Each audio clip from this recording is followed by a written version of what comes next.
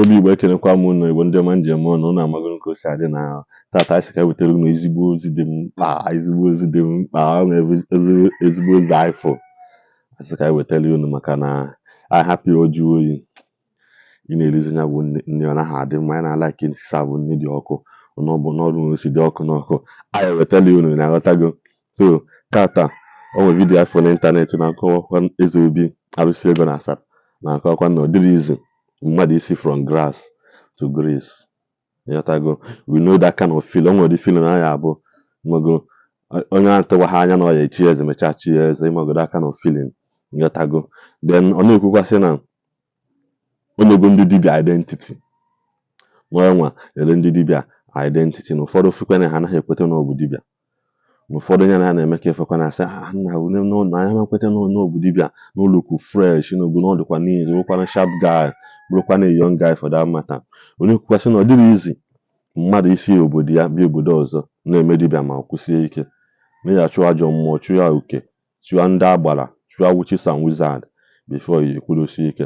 Ọ na a little bit of introduction maka ya maka ụfọdụ ndị amụrụ ọ sị na ọgba abụọ ahụ ịsaa na-elekwa mechaa lee spare part kpọkwa afa shop ebe shop ya ka dị na-aba up to today. I like unu na video ka unu fụ a brief biography of Eze Obi Alusi ego na Asaba. O ji ọnụ ya wee kwu ya na like unu na video na-enelu ya n'isi maka ihe okwu gasị na that video na ndị mma adreesị okporo afa na Aba achọrọ m ka na mma like ha jeje mee their own findings yotago maka okporo afa shop ya kpọọ afa ede na shop ya ka dị na Aba up to today yotago maka na ọ dịrị izi mmadụ isi Aba gbago Asaba je na-eme ihe ike asụ odogwu ọ bụkwanụ na bụ ihe na-agali ya maka na nwa ọsọ na ọmụhọ ka dibịa si wee nwe ya yotago mana na ọ bụ na osi na dị na ọ bụgo odogwu n'ogo ndị dibịa identity ngwa ndị be anyị na vidiyo kwuo n'ofu ọ na-ene anya na oshi nwa ka oshi n'ukwu foru ya bụ oshi nere anya ọdịda adazi ọ bụzie nke dị ndụ shi n'ukwu daa ndị mmadụ jụwazie ka o ji mee ọ gịnị ka a ga-eji gozie Eze Obi unu nọ n'ụrụ ome jik nwanne nke m udo mere gị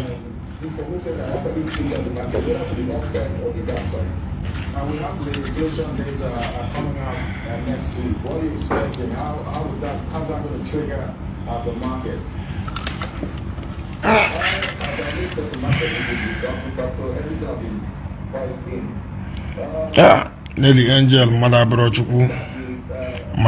Chukwu okwu ga-atọ m iche Tianụ meya na ndị Izọgụ ikuku bugharịsị ọdụ igwu na ndị Izọgụ meya ikuku bugharịsị ọdụ igwu nwoke eji eyi nwoke egwu asị na adịsị ego wụ na ara n'otu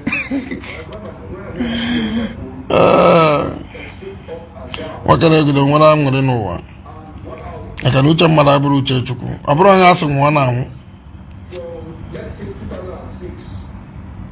ọ bụkwa na arapụ unu ọ ga-emenwu ibe Eze Obi na-eme nsị ka nrapụ unu ka nzute ike unu ọ ga-emenwukwu ibe Eze Obi na-eme maka na ndị nwe mkpa karịrị akarị ndị nwere mkpa bụ aja nọ n'ala bụ ndị nwe mkpa Eze Obi nwu nna aba na-ezuru okwu ike ana m agbakọ mbọ ka nna afụta ka nna emerụ ndị mmadụ ibe mma emerụba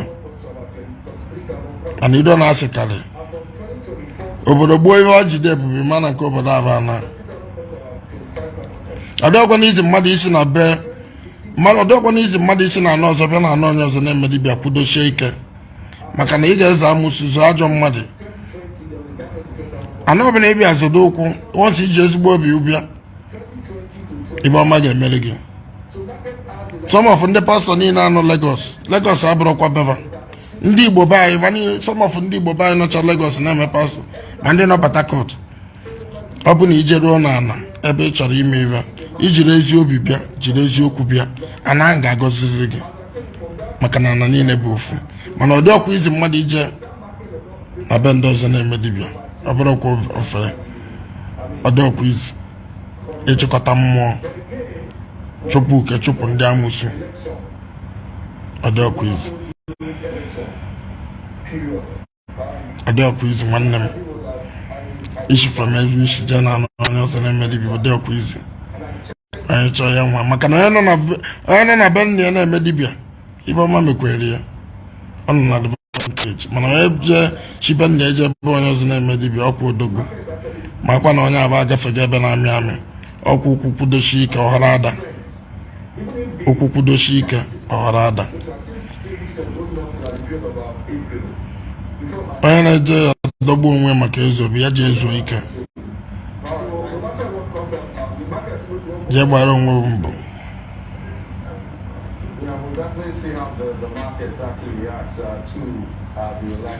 Ha, maka ọgọ m ọgbana ikuku mbụ ụwa nne n'anya the big. Ọ kwebere efere mbụ ụwa. O buru ibu. Efere mbụ ụwa buru ibu.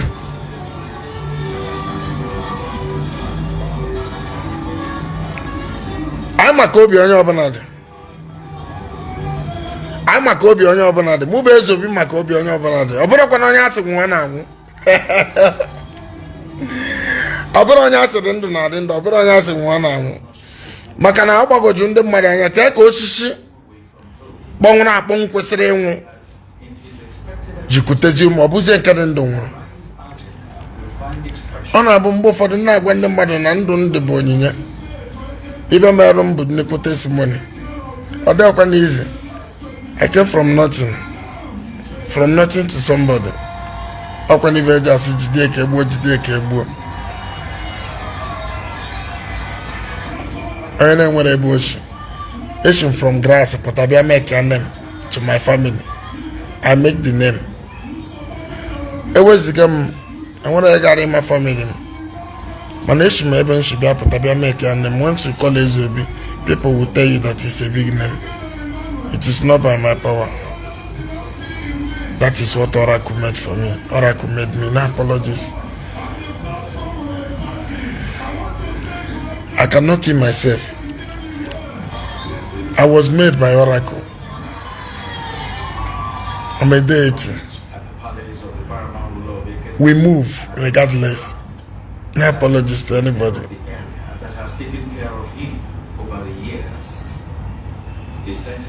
I'm from nowhere.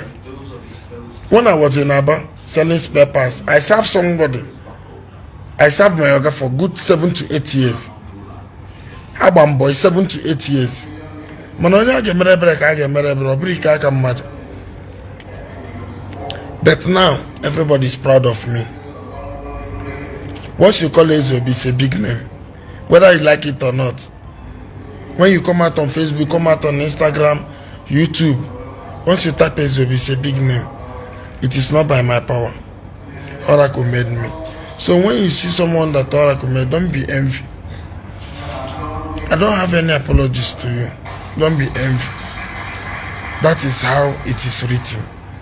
From my childhood, from my birth, it has been written that this boy will be a big name. So don't kill yourself. Don't kill yourself.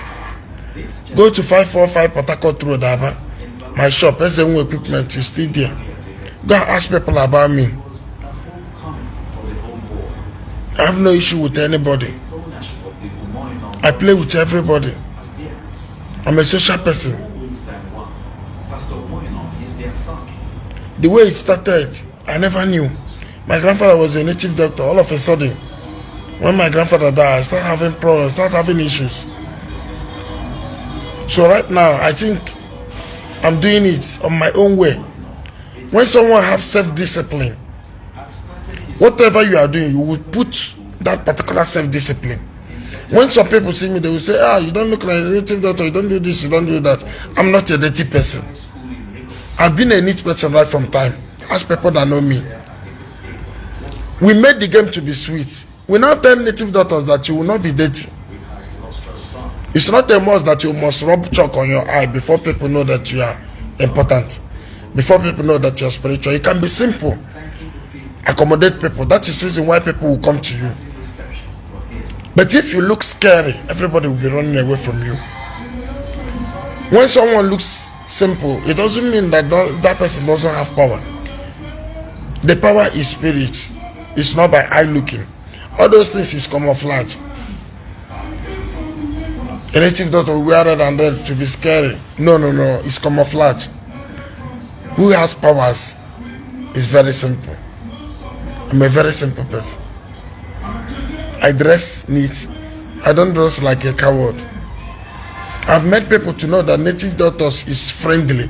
I've met people to know that you can go to native doctor and discuss. I've met people to know that native doctor is somebody, is a human being like you.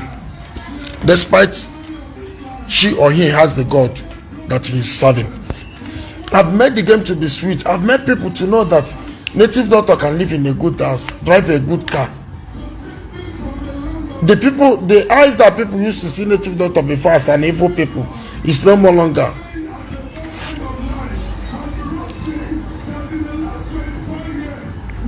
Can you believe me that in olden days, who born you to sit with native doctor and eat?